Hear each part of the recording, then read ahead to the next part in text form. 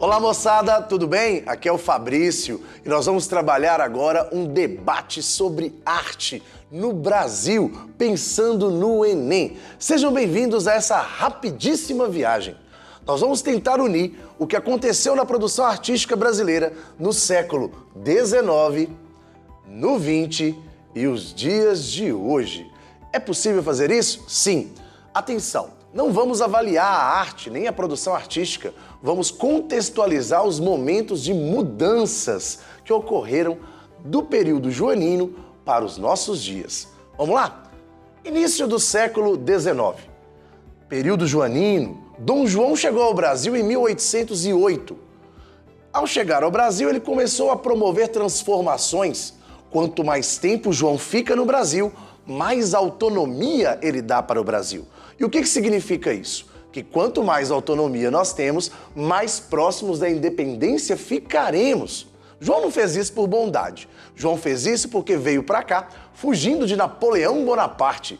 Lembrem-se disso, Napoleão, França. Isso vai entrar aqui na mesma temática.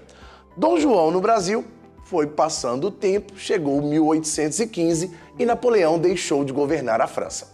No ano seguinte, Dom João trouxe ao Brasil uma missão artística francesa. E o que é uma missão artística? Principalmente, para os padrões dos dias de hoje. É um grupo de artistas das mais variadas áreas capaz de registrar, catalogar, marcar uma época. Portugal não havia trazido para o Brasil, até então, nada parecido. Os holandeses trouxeram no século XVII. Mas agora no 19, os franceses, contratados por João, vieram, sob o comando de Le Breton. E eles vieram para retratar o Brasil, que nós vamos ver nos livros, nos sites, nos álbuns, pinturas, desenhos, arquitetura, tudo o que aparece de um Brasil de quase 200 anos passados, possível ser visto de hoje, uma janela para o passado.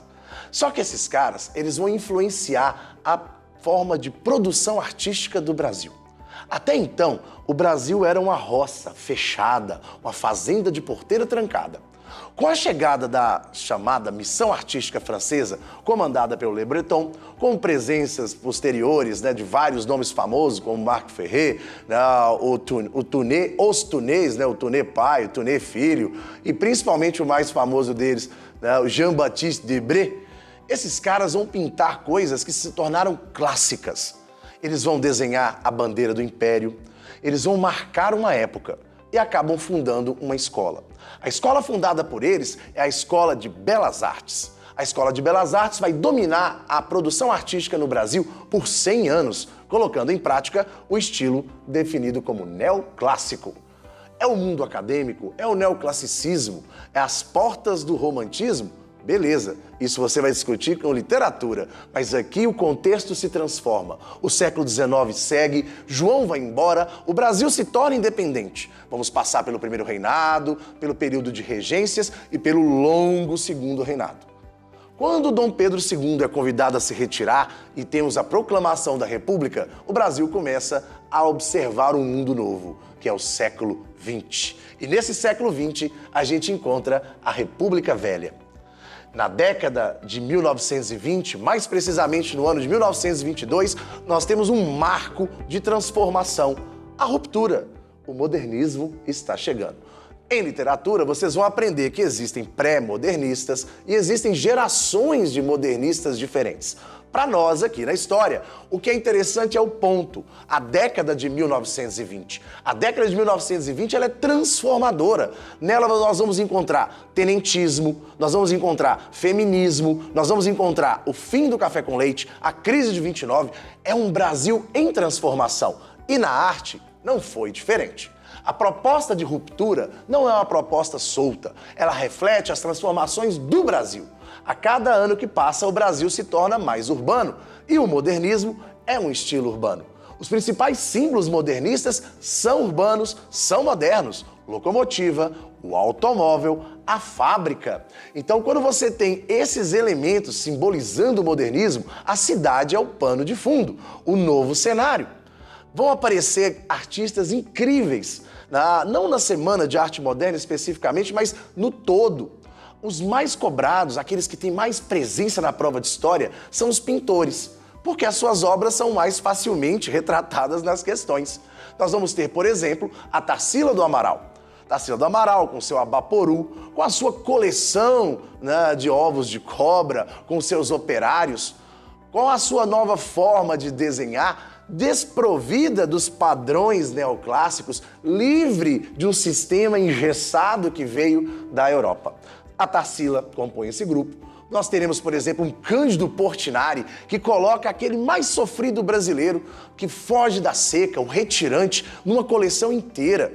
Nós vamos ter a alegria, as cores, a sensualidade, de certa forma, uma visão machista, inclusive, de um pintor nas suas mulatas, que é o Di Cavalcanti. Então, Tarsila, Portinari, Di Cavalcanti. Falta um ponto na pintura, que é uma mulher chamada Anita Malfatti. Anita Malfatti vai revolucionar com um homem a história da arte, o Homem Amarelo. Ela vai trazer traços da liberdade cubista, da liberdade que também estava em voga na Europa. Então a Anita, a Tarsila, o Di Cavalcanti ou o Cândido Portinari são os melhores exemplos daqueles que promovem ruptura no setor moderno da pintura. Mas o modernismo é muito mais do que isso. Nós estamos diante de um Brasil com migração, êxodo rural, cidades que não vão parar de crescer. Nós estamos num Brasil que vai deixar a era do voto de cabresto para entrar na era Vargas. E a era Vargas pressupõe desenvolvimento industrial cada vez mais acelerado. Nós estamos num Brasil onde o café deixará de reinar na política, continuará sendo forte na economia, mas longe do que representou na República Velha.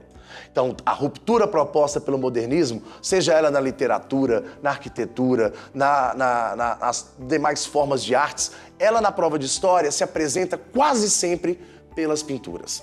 Fiquem atentos, porque há 100 anos isso aconteceu. Temos aqui uma data redonda. Estamos no centenário da Semana de Arte Moderna. E a Semana de Arte Moderna é só um pontinho nesse universo. A antropofagia, o movimento pau-brasil, o verde-amarelismo que pode descambar para o exagero do nacionalismo e até mesmo o fascismo.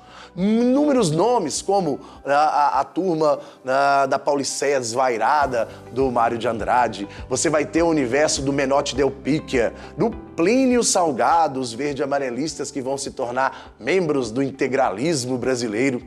Então são muitas representações que podem ser, digamos assim, abordadas, utilizadas como um pano de fundo para você que formou o ensino médio fazer uma análise que um aluno formado consegue fazer. Uma análise do mundo que vive, uma percepção das coisas que te rodeia e entender as origens disso.